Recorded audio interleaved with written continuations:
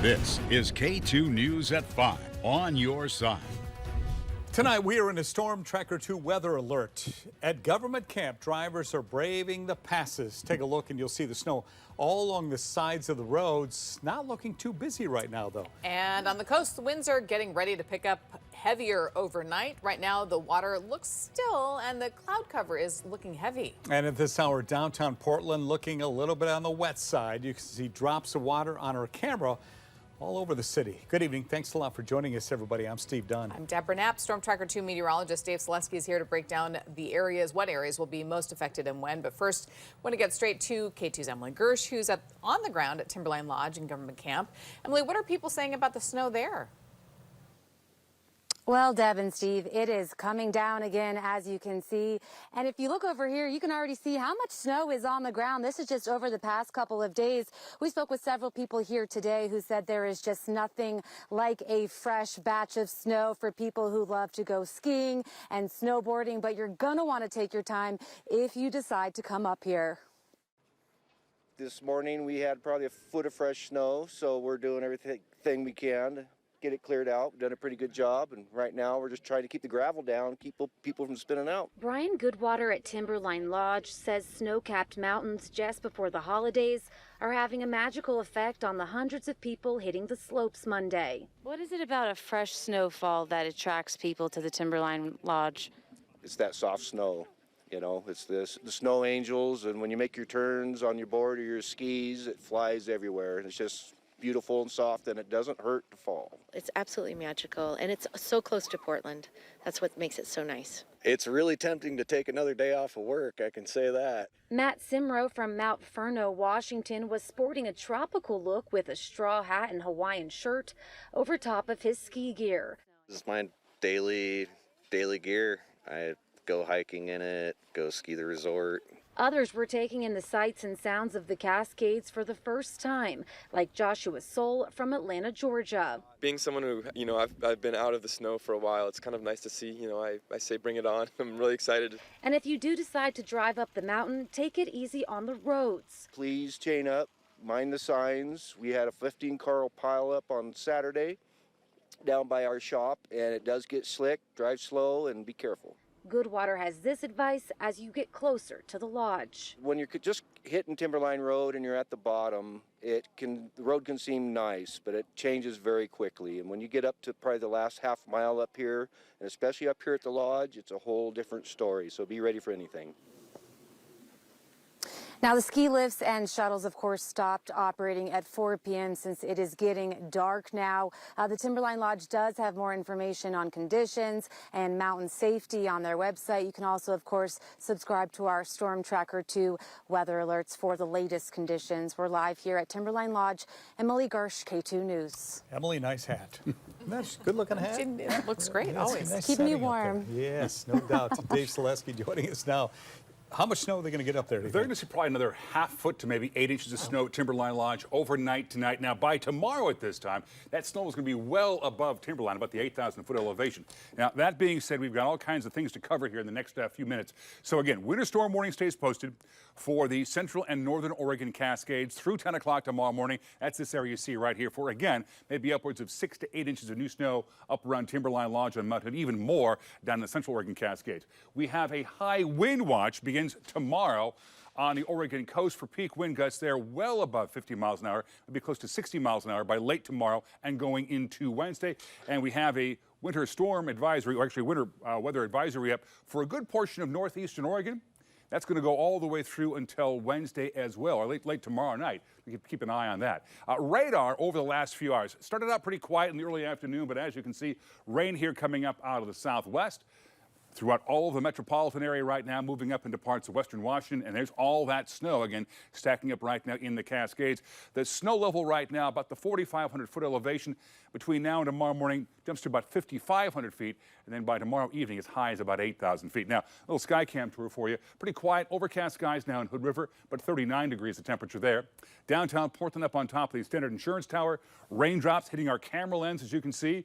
We have moderate rain coming down, 45 the current temperature, east-southeast winds now at about 11 miles an hour. And across the river over in Vancouver, our C-Tran camera up on top of the Vancouver Library, also showing rain, also showing 45 degrees at this hour. Now the high today hit 47 for both Portland and Vancouver, was 43 for the Dalles. There's a 54 down in Salem. South wind down there. Mild on the coast, 54 for Tillamook, 46 in Redmond, and 38 was the high temperature this afternoon in La Grande. So here's our satellite map. And again, here's today's system now pushing off the east side of the Cascades. Next wave of moisture right here moving on through. Another system right here. This takes aim at us for tomorrow on Tuesday. Then one back behind that brings even more rain into the area on Wednesday. Here's the timeline for all that. So there we are tomorrow morning at 6:30. Snow in the Cascades, rainy, breezy conditions there on the coast. This system moves through quite rapidly. There we are tomorrow afternoon. Strong south winds, plenty of rain across the area. Let's go now into Wednesday. Some showers here throughout the first part of the day. Then wetter weather arrives going into Wednesday evening and going into Thursday. So how much more rain on the way over the next 24 hours? Get a load of this. Our computer model here is suggesting some very wet weather, maybe upwards of 7/10 to 9/10 of an inch of rain or more in northwestern Oregon and southwestern Washington between now and tomorrow at 5 p.m. So a very wet scenario ahead over the next 24 hours. On the coast, high wind watch up begins tomorrow. Rainy and gusty winds there as well. South winds sustained 20 to 30 miles an hour with peak gusts over 55 miles an hour. Highs tomorrow in the mid-upper 50s. In the Willamette Valley, rainy and breezy. South winds 15 to 20, gusts to 35. Tomorrow's high for Aurora, 55. Same thing in Salem and 53 in McMinnville. Gorge in the Cascades, here you go. Cloudy skies and rain in the Gorge. Snowable tomorrow in the Cascades, 5,500 feet in the morning, but 8,000 feet in the afternoon. Hence, that high tomorrow at Government Camp is going to reach 41 degrees. Central and Eastern Oregon, winter weather advisory for northeastern Oregon. It's going to go all the way through late tomorrow. Rain and snow, high of 48 in Pendleton and 44 in the Pendleton area. So tonight, down to about 43 in Portland, 54 for your high temperature. Again, that Storm Tracker 2 weather alert stays posted for the winds tomorrow on the Oregon coast. Wednesday, we have rain showers and 56, more showers on Thursday. And then I think maybe the best shot of a dry day, best chance of a dry day, probably going to be Friday. But temperature's still well above average for this time of the year. All right, Dave, okay. thank you. For up-to-the-minute coverage when we're not live on air, go to our website, KATU.com, for a timeline of the storm and any changes to the weather. Developing now, 2 people have died in a shooting at a private school in Madison, Wisconsin. We've just learned that includes a student and a teacher. Police believe the shooter died by suicide. A law enforcement official says it was a 17-year-old girl who was a student at the school. 6 others were injured.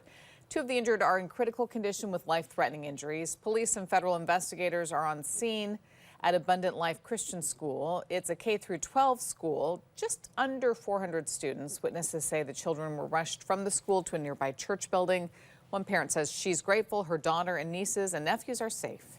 I pray with my kids every morning that this won't happen, and it's the world that we live in, and but God is good, God is gracious, and my kids are safe, my family's safe, so. The director of the school says the students and faculty regularly do drills and they handled themselves well today when they knew it was a real situation. This is brand new at 5 now. A Multnomah County judge just declared a mistrial on parts of a trial involving a deadly road rage shooting. Jeffrey Hammond is accused of shooting and killing a man in October of 23. Today, the jury couldn't come to an agreement on the most serious charges. The judge declared a mistrial on the murder and attempted murder charges, but the jury found Hammond guilty of assault and unlawful use of a weapon. Hammond shot Ryan Martin outside a hotel during a parking dispute. Hammond also shot a witness who came out and recorded the incident. Hammond's lawyers claimed it was self-defense. We, of course, will be following this story at 11 as well. Stay with us for what could be next in this case. A former South Albany high school teacher is accused of having an inappropriate sexual relationship with a student. Police arrested 28-year-old Dewski Loy Faley on 11 counts of abuse. The relationship allegedly started in 2022 when Faley was working as a math teacher and wrestling coach. Victim was a student. Faley worked at South Albany from 2018 to 2022. The man accused of kidnapping and killing a Beaverton nurse in early September was back in court today. Bryce Schubert is charged with murder, kidnapping and abuse of a corpse. He's accused of murdering Melissa Jubain. At today's hearing, prosecutors indicated their investigation is ongoing. A lot of details are still unclear, including where police found Jubain's body. Schubert's trial date is currently set for next September. He's scheduled to be back in court February 24th. Law enforcement officials say they've discovered an illegal psilocybin mushroom lab at a man's home in Coos County. Sheriff's office began investigating 50-year-old Matthew Hauglam last month. On Wednesday, they searched his home, reportedly finding a mushroom lab and marijuana processing center.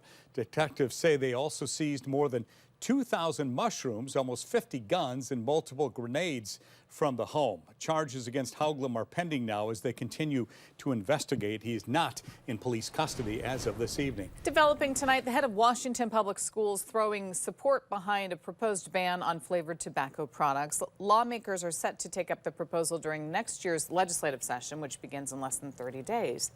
Major reason for the push is the use among young people, specifically middle school students. According to studies, nearly 90% of young people who use e-cigarettes report using flavored products.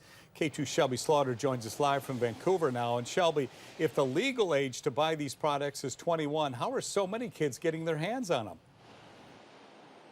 Well, that's a great question, Steve, and I asked one store owner that specifically, and he said that they don't sell to anyone who is not 21. So if they're getting them, these kids are getting them from people, like cousins and brothers and just family members in general. Now, the state superintendent, Chris Reichdahl, tells me too many young people are smoking e-cigarettes, and the flavored pods make them more appealing. So the goal is to ban those pods in the state and hopefully be a leader so other states will follow too. House of Pipes owner Brock Berg tells me if officials pass a ban in Washington, there's a place right next door that people can go to get their hands on what they want. And businesses in Oregon will likely increase for them because these pods are a major part of their business. Everyone's just going to come across the border and our Oregon stores will be doing better.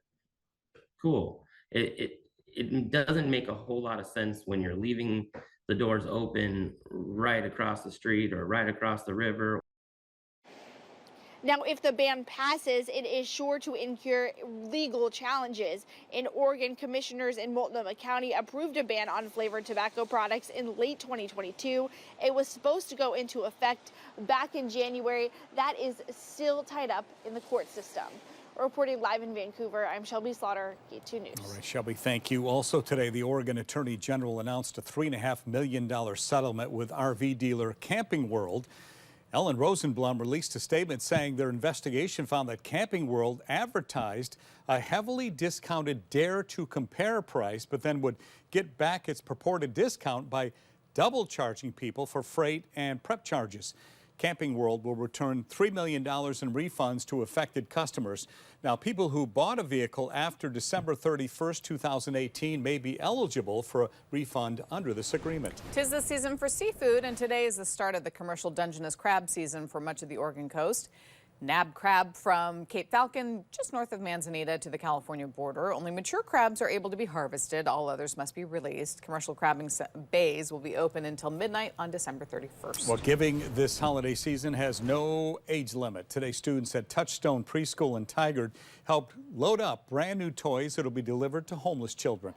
It was in partnership with the Tigard Police Department. Toys are going to Clackamas County's Health, Housing, and Human Services. The kids gathered the toys and filled police cars with the gifts. Organizers say the toy drive helps students learn the importance of helping others. And TriMet is helping you bring in the new year by offering free rides on buses and Max. Offer starts at 8 p.m. Tuesday, December 31st. This is an annual tradition for TriMet to help provide a safe and affordable way to travel to and from year-end festivities. Portland Streetcar and C-Tran are also lifting fares that day. All you have to do is get on and enjoy the ride. Nothing says holiday cheer more than looking at Christmas lights, and what better place to do that than Southeast Portland's Peacock Lane. Tonight, the lane is open to walkers only, but starting tomorrow, cars will be allowed through the rest of the season. That tradition is almost 100 years old now, with nearly every home being decked out in colorful lights, Christmas trees, Santas, and other notable holiday characters. You can check it out anytime between 6 and 11 every night until the new year. Portland Trailblazers face the Denver Nuggets Thursday night. Tip-off is at 7 at Moda Center. At home, you can watch for free on K2 2.2 or on Xfinity Channel 1170. After the game, join K2 Sports Director Tyree Smith, Danny Morang, and Joe Simons for a post-game show. The Rip City Wrap-Ups airs on K2 2.2 and streams live on YouTube. Who's going to win, Deb? Blazers. There you go. I like your Right? confidence in you. Okay. Well, it's kind of sort of. It looks like color on TV, though, does, doesn't it? it does. That's it for this digital edition of K2 News at 5. Back on the air with more local news right after Monday Night Football.